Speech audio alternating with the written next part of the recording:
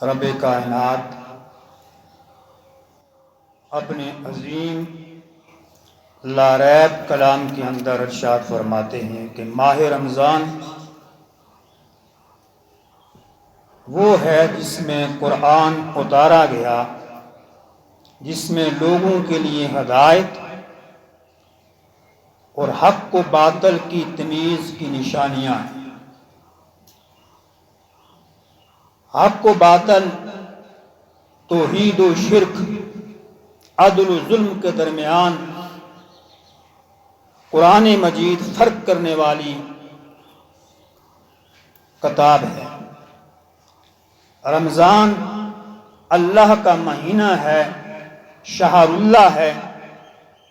باقی جو 11 مہینے ہیں ان میں شریعت کی حدود میں رہ کر انسان جس طرح مرضی ہے کھائے پیے، لیکن اس ماہ مکرم میں کچھ پابندیاں عائد کی گئی ہیں جن کا اجر و ثواب اللہ تعالیٰ نے بہت عطا فرمایا ہے، اور یہ پابندیاں اس لیے عطا کی گئی ہیں، اس لیے لگا دی گئی ہیں کہ لعلکم تتقون، تاکہ اللہ سے انسان ڈرنے والا ہو جائے۔ ان پابندیوں میں اجر عظیم کا وعدہ بھی کیا گیا اور نیکیوں کو بڑھانے کا وعدہ بھی کیا گیا، اور اسی طرح اس ماہ مکرم میں جہاں نیکیوں کو بڑھا دیا جاتا ہے اور جہاں پر اللہ تعالیٰ انسان کے اعمال کو مزین فرماتے ہیں، وہاں پر اس ماہ مکرم میں اگر کوئی برائی کرے تو اس کی سنگینی بھی بڑھ جاتی ہے۔ تو یہ اللہ کا مہینہ ہے رمضان۔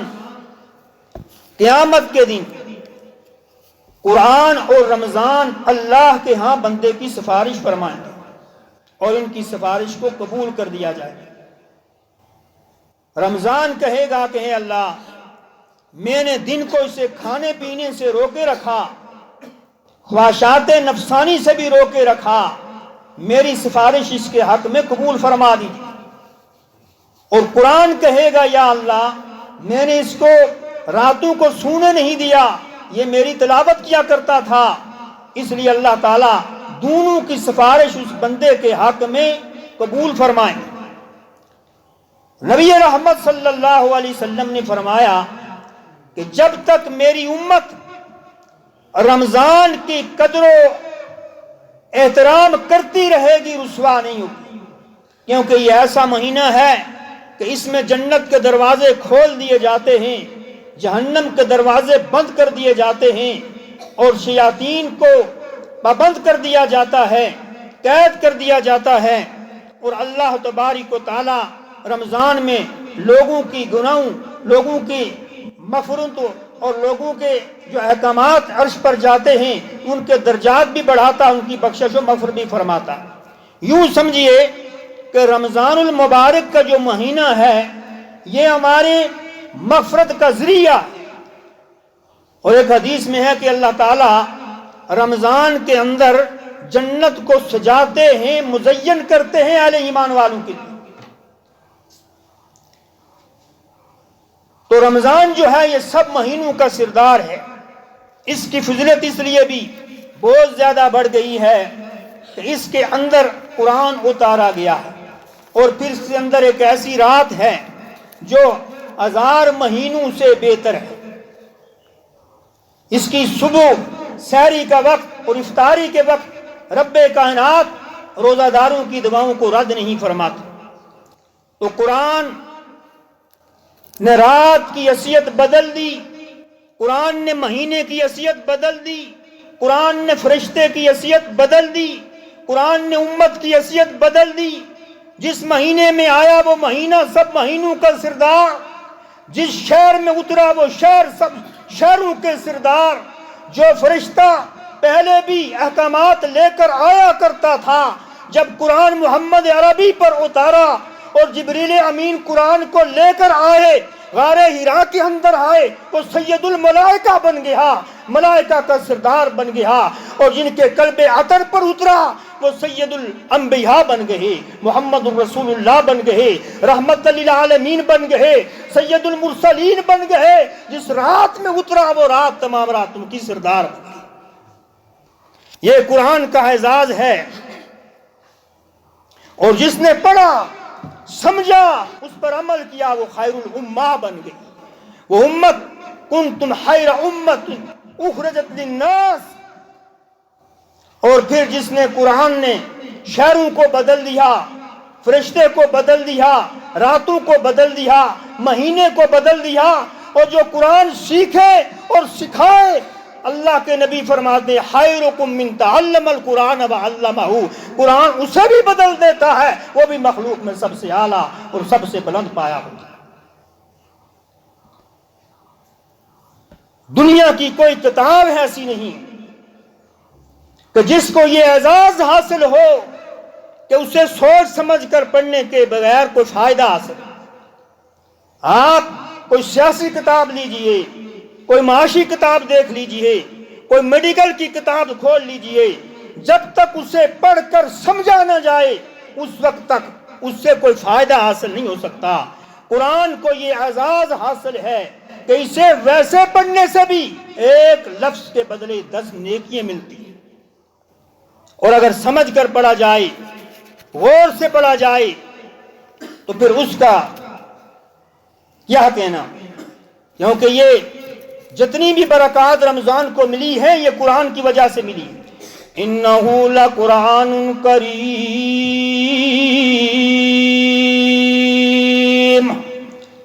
رب کائنات فرماتے ہیں بے شک یہ قرآن بہت بڑی عزت والا ہے, بہت بڑی عزت والا ہے, بہت بڑے اعزاز والا ہے. فی کتاب مکنون, جو ایک محفوظ جگہ میں ہے, محفوظ کتاب میں درج ہے, لوح محفوظ کے اندر محفوظ کیا گیا ہے, اس تختی پر اس کو آویزاں کیا گیا ہے. وَإِنَّهُ لَكِتَابٌ عَزِيزٌ,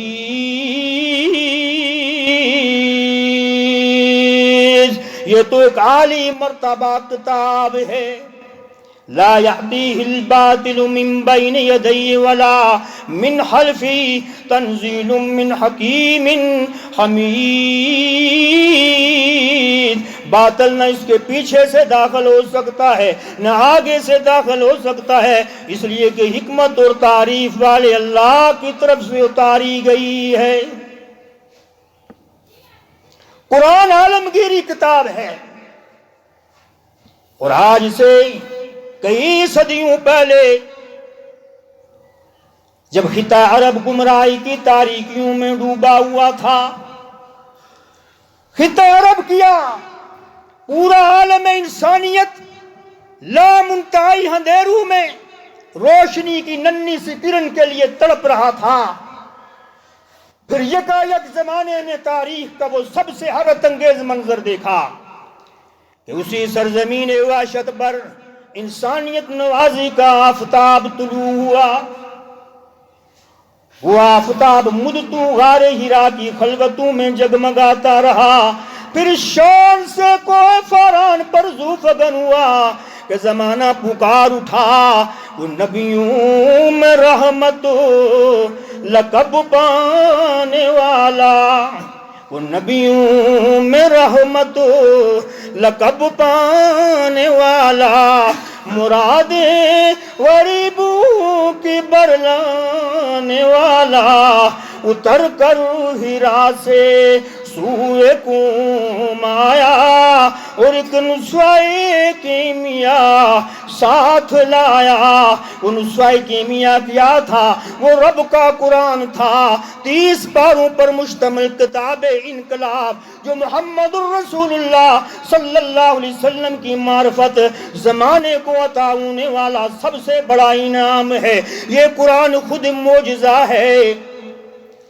یہ کتاب انقلاب جس سے پھوٹنے والی کرنیں ذروں کو آفتاب اور حذف ریزوں کو ماتاب بنا دیتی ہیں, اس کتاب انقلاب سے انقلاب برپا کرنے کے لیے ایک داعی انقلاب کی بھی ضرورت تھی, اور وہ داعی انقلاب ذات مصطفیٰ تھی, محمد الرسول اللہ صلی اللہ علیہ وسلم کی ذات تھی, جو کتاب انقلاب کے خد و خال میں اس طرح ڈل گئی کہ قرآن ناطق کلائی اور یہ قرآن ناطق اس قدر جامع و رقمل تھا کہ اس کے خالق نے اسے سب سے بڑا نمونہ عمل قرار دے دیا۔ ایک طرف کتاب انقلاب اور دوسری طرف داعی انقلاب کا کردار، پھر جو بھی دامن مصطفیٰ سے جڑتا گیا، وابستہ ہوا، وہ قرآن کے سانچے میں ڈل گیا، عظیم ترین انقلاب کے خطوط ابھرنے لگے، ظلمتیں چھٹنے لگی، انوار توحید ابھرنے لگے، حق کی پہچان ہوئی، باطل سرنگو ہوا، بت پرستوں کو خدا واحد کا نور ملا۔ اور عزتوں سے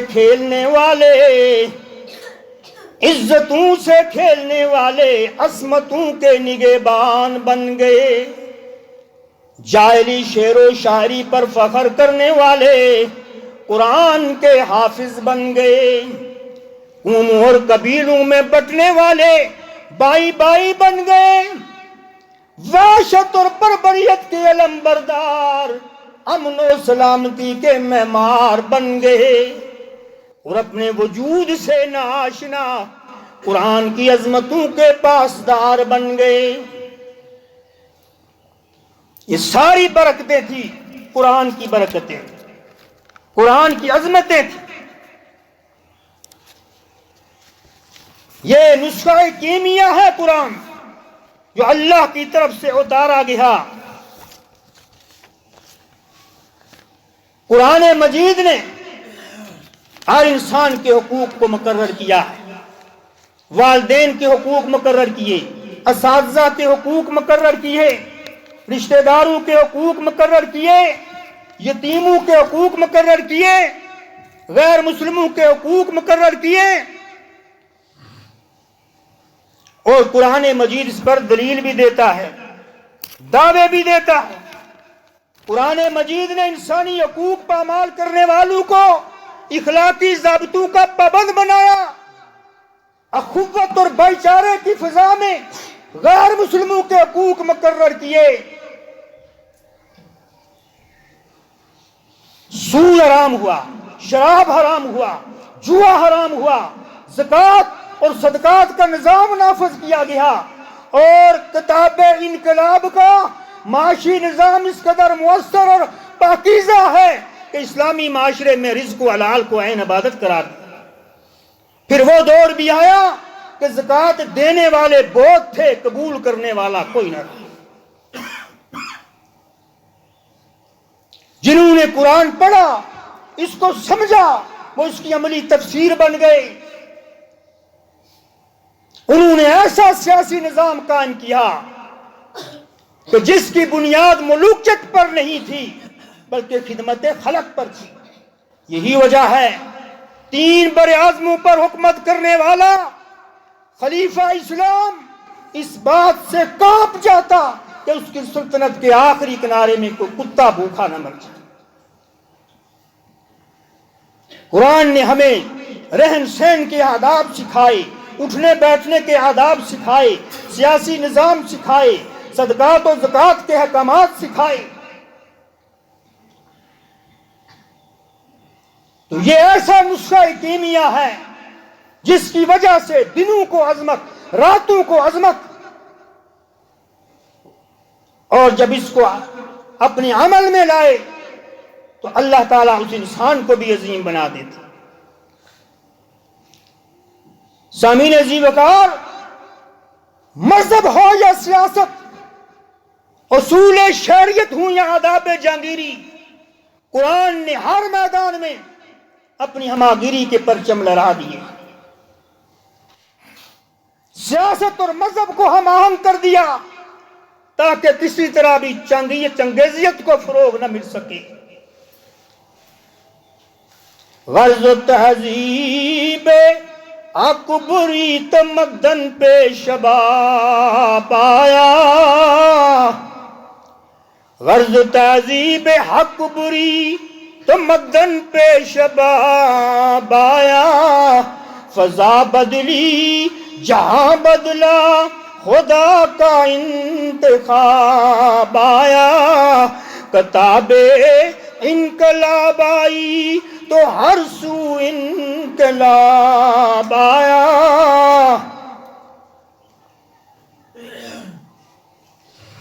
قرآن ہمارے دل کے دروازوں پر دستک دیتا ہے، ہمارے دلوں کے اندر انقلاب برپا کرنا چاہتا ہے اور ہمیں وہ حقیقی منزل دکھانا چاہتا ہے جس کے ہم مستحق ہیں اور جس کے لیے ہم دنیا میں تشریف لائے.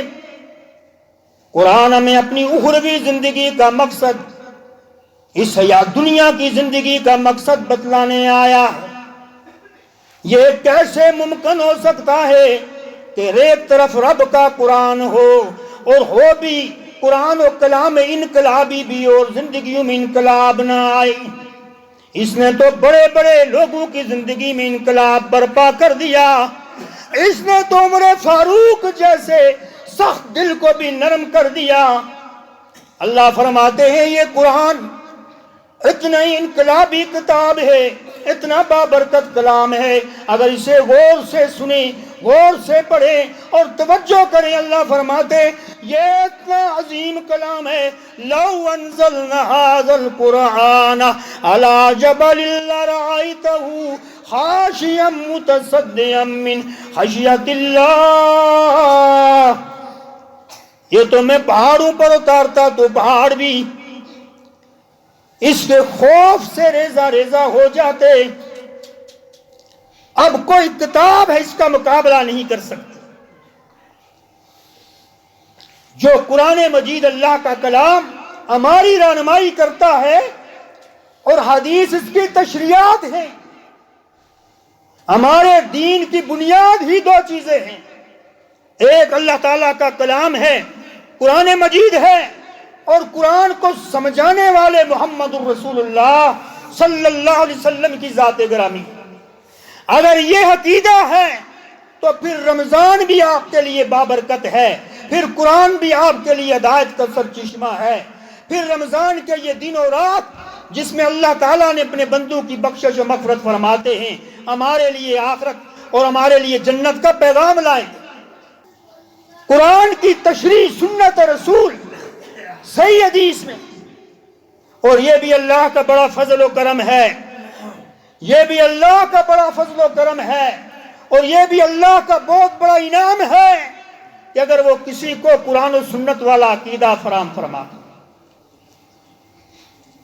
وگرنہ نجات نہیں. تو رمضان المبارک کا جو یہ مہینہ ہمیں میسر آیا ہے اور اس کے چند دن ہی باقی رہ گئے ہیں، اس کا مقصد غرض و غایت یہ ہے، اللہ فرماتے ہیں لعلکم تتقون، مجھے تمہارا بھوکا پیاسا رہنے کی ضرورت نہیں. اللہ تو کھلاتا ہے کہ بھوکا پیاسا رہنے کی بات نہیں. میں دیکھنا چاہتا ہوں کہ تم میں تقوی کون اختیار کرتا، کہ جس طرح رمضان کے اندر اپنی خواہش نفسانی کو انسان روکے رکھتا ہے، جھوٹ سے، بددیانتی سے اپنی نگاہوں کی حفاظت کرتا ہے، ظلم سے، تو اسی طرح اللہ فرماتے ہیں کہ یہ ایک تربیت کا جو مہینہ ہے تمہارے لیے، تاکہ پورے سال کے اندر تمہاری تربیت میں یہ رمضان فرق نہ آنے دے. جس طرح رمضان میں اللہ سے ڈر کر نمازوں کی پابندی ہوتی ہے، قرآن کی تلاوت کی پابندی ہوتی ہے، اسی طرح غیر رمضان میں بھی تمہارا یہی طریقہ کار کہ صرف رمضان میں ڈرنا، صرف رمضان میں نماز پڑھنا، صرف رمضان کے اندر ہی اچھے کام کرنا نہیں ہے. مسلمان مومن جو ہے اسے ہر حال میں، ہر وقت، ہر لمحہ، ہر لحظہ اللہ سے ڈرتے رہنا، کیونکہ ہم نے اس دنیا سے سفر کرنا ہے، اس دنیا کو چھوڑنا ہے.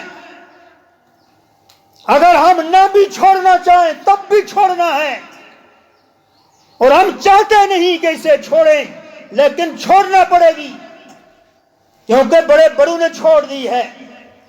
نہ کوئی بڑا رہے گا، نہ چھوٹا رہے گا، نہ کوئی عورت رہے گی، نہ کوئی مرد رہے گا. کیونکہ یہ ایک مسافر خانہ ہے، اس لیے اللہ نے 30 پاروں پر مشتمل کتاب محمد الرسول اللہ صلی اللہ علیہ وسلم کی معرفت اس امت کو عطا کی ہے۔ یہ سب سے بڑا انعام ہے کہ اس قرآن کو پڑھے اور اس کے مطابق اپنی زندگی بسر کرے۔ قرآن مطالبہ بھی کچھ کرتا ہے، ہو کہ اسے ویسے ریڈنگ کرنے سے بھی ثواب ملتا ہے، لیکن قرآن کے اندر جو واقعات ہیں، انبیاء کے واقعات ہیں، صالحین کے واقعات ہیں، قرآن کے اندر جو توحید کے موضوعات ہیں، رسالت کے موضوعات ہیں، نیک لوگوں کے عنوانات بیان کیے گئے ہیں، حرام و حلال کی تمیز بتلائی گئی ہے، زکوٰۃ و صدقات کے اصول بتلائے گئے ہیں، یہ صرف مسلمانوں کے لیے کہ ان کو پڑھے اور ان کے مطابق پورا دستور حیات ہے قرآن، ضابطہ حیات ہے قرآن۔ حکومت کرنی ہے تو کس طرح کرنی ہے، وزارتیں کرنی ہے تو کس طرح، فیصلے کرنے ہیں تو کس طرح، تمام اصول قرآن مجید نے ہمیں بتلا دی۔ آج قرآن کی دوری کی وجہ سے ہماری حالت یہ ہو چکی ہے کہ ملک بھی ایٹمی طاقت بننے کے باوجود غیروں کے سامنے ہاتھ پھیلائے، یہ قرآن سے دوری کا اور قرآن کو چھوڑنے کا ایک عذاب اللہ نے مسلط کیا ہے۔ پوری دنیا کے اندر کوئی مسلمان ملک اتنی جرأت نہیں کر سکتا کہ کسی کافر کی آنکھ میں آنکھ ڈال کر بات کر سکے۔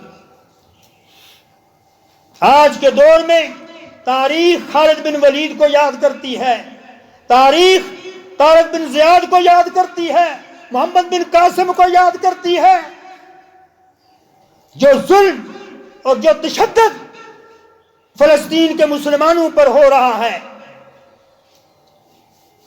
جو آہ و بکا اور جس طرح وہ بل بلا کر جان دے رہے ہیں، پوری امت تماشا دیکھ رہی ہے، لیکن ہائے کسی کی اتنی جرأت نہیں ہو سکتی کہ وہ انقلابی کتاب سے یہ سبق حاصل کرے کہ تم جہادی تھے اور تمہیں جو اللہ نے قرآن دیا تھا وہ تمہیں اس لیے دیا تھا کہ تم پوری دنیا کے حکمران بن جاؤ، پوری دنیا کے اوپر حکومت کریں۔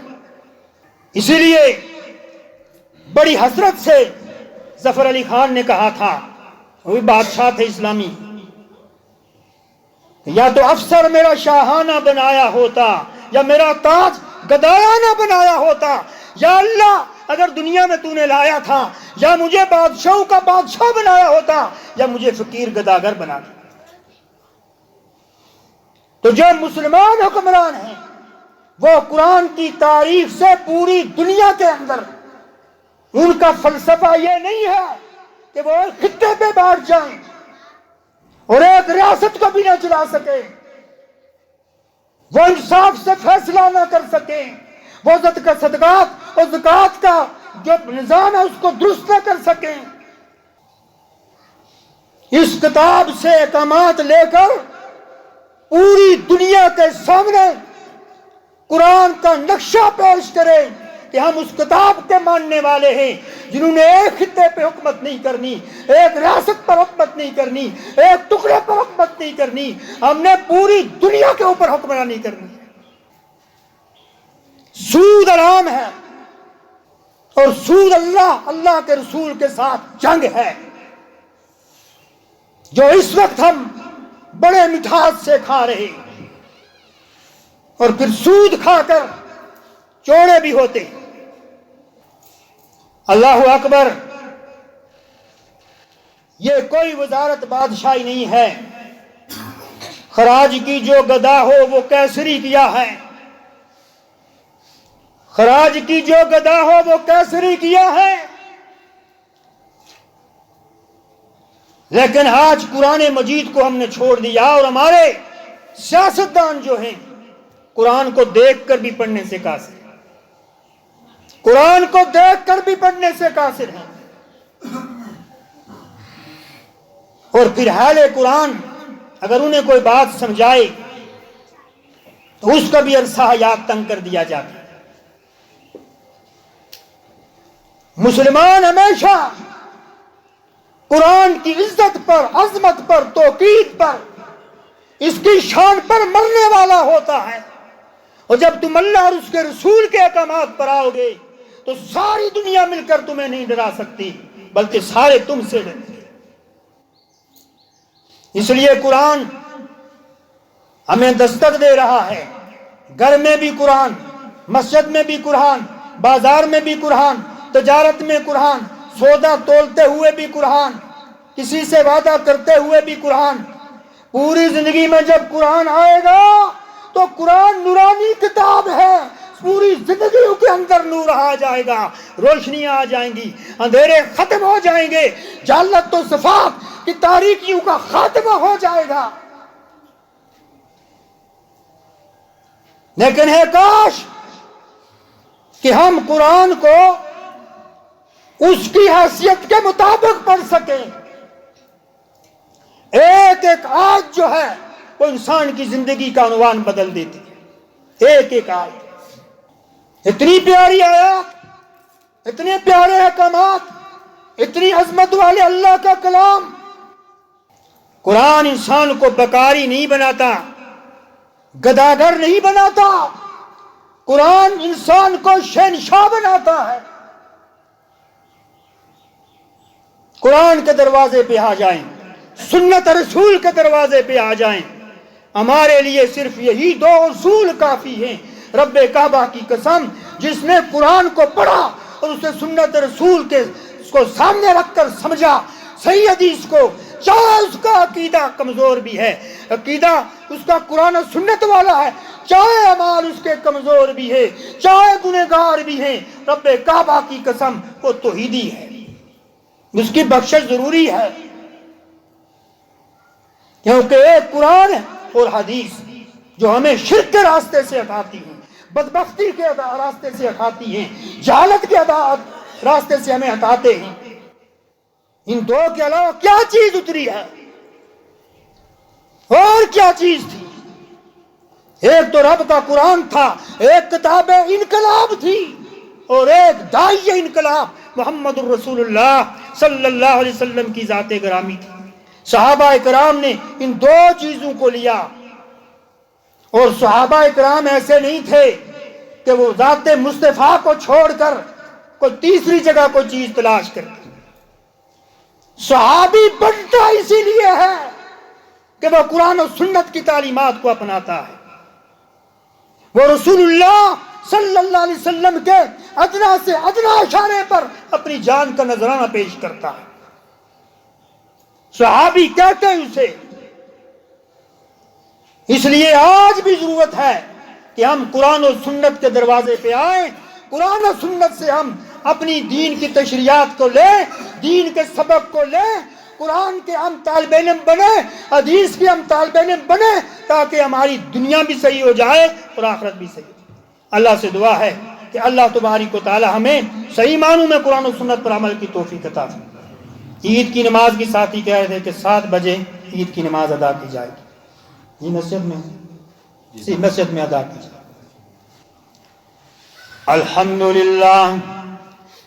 الحمدللہ الذی خلق فسوى والذی قدر فہدى والذی اخرج المرعى فجعله غثاء نحوا الحمدللہ الذی خلق الانسان وعلمه البیان۔ اعوذ باللہ من الشیطان الرجیم۔ یا ایھا الذین آمنوا اتقوا اللہ حق تقاته ولا تموتن الا وانتم مسلمون۔ یا ایھا الناس اتقوا ربکم الذی خلقکم من نفس واحدہ وخلق منها زوجها وبث منهما رجالا كثيرا ونساء واتقوا الله الذي تساءلون به والارحام ان الله كان عليكم رقيبا۔ عباد الله واعتصموا بحبل الله جميعا ولا تفرقوا۔ أيها الإخوة، قال النبي صلى الله عليه وسلم من مات لا يشرك بالله شيئا دخل الجنة ومن مات يشرك بالله دخل النار۔ اللهم إنا أعوذ بك أن أشرك بك وأنا أعلم وأستغفرك لما لا أعلم. اللهم أجلنا من الصابرين، اللهم أجلنا من الصادقين، اللهم أجلنا من القانتين، اللهم أجلنا من المستغفرين. اللهم اغفر لنا، اللهم اغفر لنا ذنوبنا كلها، اللهم اغفر لنا ذنوبنا كلها. اللهم إنا نسألك قبل الموت توبة ونعيما وملكا كبيرا يا أرحم الراحمين. اللهم بلغنا رمضان، اللهم بلغنا رمضان وبارك لنا فيه. اللهم اجعلنا من عبادك في رمضان وأعنا على الصيام والصلاة والقيام وقراءة القرآن يا أرحم الراحمين. اللهم إنك عفو تحب العفو فاعف عنا، اللهم إنك عفو تحب العفو فاعف عنا. فاغفر لنا ذنوبنا، فاغفر لنا ذنوبنا ما قدمنا وما أخرنا وما أسررنا وما أسرفنا وما أنت عالم به منا. أنت المقدم وأنت المؤخر لا إله إلا أنت سبحانك إنا كنا من الظالمين. اللهم أعز الإسلام والمسلمين، اللهم أعز الإسلام والمسلمين وأذل الشرك والمشركين ودمر أعداء الدين. اللهم انصرهم في فلسطين، اللهم انصرهم في فلسطين، اللهم انصر المسلمين المستضعفين في فلسطين، اللهم انصر المسلمين المستضعفين في فلسطين. اللهم انصر أهل غزة، اللهم انصر أهل غزة، اللهم ارحم موتاهم، اللهم تقبل شهداءهم، اللهم طهر مسجد الأقصى من الحاسبين. یا قوی ہو یا متین، یا قوی ہو یا متین، یا جبار ہو یا قہار. اللهم منزل الكتاب مجرم الحساب حازم العذاب سریع الحساب اهزم اليهود والنصارى وزلزلهم. اللهم شتت شملهم وفرق جمعهم ودمر ديارهم وانزل بهم باسك الذي لا ترده للقوم المجرمين. اللهم لعن اليهود والنصارى. لا حول ولا قوة إلا بالله ولا ملجأ ولا منجأ من الله إلا إليه. اللهم أصلح أحوال المسلمين، اللهم أصلح أحوال المسلمين، اللهم اغفر لنا مسلمين، اللهم اغفر لنا جميع الموتى المسلمين وارحمهم وارحمهم يا الله يا حنان يا منان يا حنان يا منان. اللهم لا تدع لنا في مقامنا هذا ذنبا إلا غفرته ولا هما إلا فرجته ولا مريضا إلا عافيته ولا ميتا إلا رحمته ولا مجاهدا في سبيلك إلا نصرته يا أرحم الراحمين يا أرحم الراحمين. ربنا ظلمنا أنفسنا وإن لم تغفر لنا وترحمنا لنكونن من الخاسرين. ربنا آتنا في الدنيا حسنة وفي الآخرة حسنة وقنا عذاب النار. ربنا آتنا في الدنيا حسنة وفي الآخرة حسنة وقنا عذاب النار يا أرحم الراحمين يا مجيب يا الله يا رب المستضعفين يا أرحم الراحمين يا حي يا قيوم برحمتك نستغيث يا حي يا قيوم برحمتك نستغيث يا مالك الملك يا رحمن الدنيا والآخرة يا رحمن الدنيا والآخرة يا ذا الجلال والإكرام يا ذا الجلال والإكرام يا حنان يا منان يا رحيم يا كريم يا رحيم يا كريم. اللهم أصلح ولاة المسلمين، اللهم أصلح نساء المسلمين، اللهم أصلح أولاد المسلمين يا حي يا قيوم. ربنا تقبل منها إنك أنت السميع العليم وتب علينا إنك أنت التواب الرحيم واهدنا إلى الحق وإلى طريق مستقيم. عباد الله إن الله يأمر بالعدل والإحسان وإيتاء ذي القربى وينهى عن الفحشاء والمنكر والبغي يعظكم لعلكم تذكرون.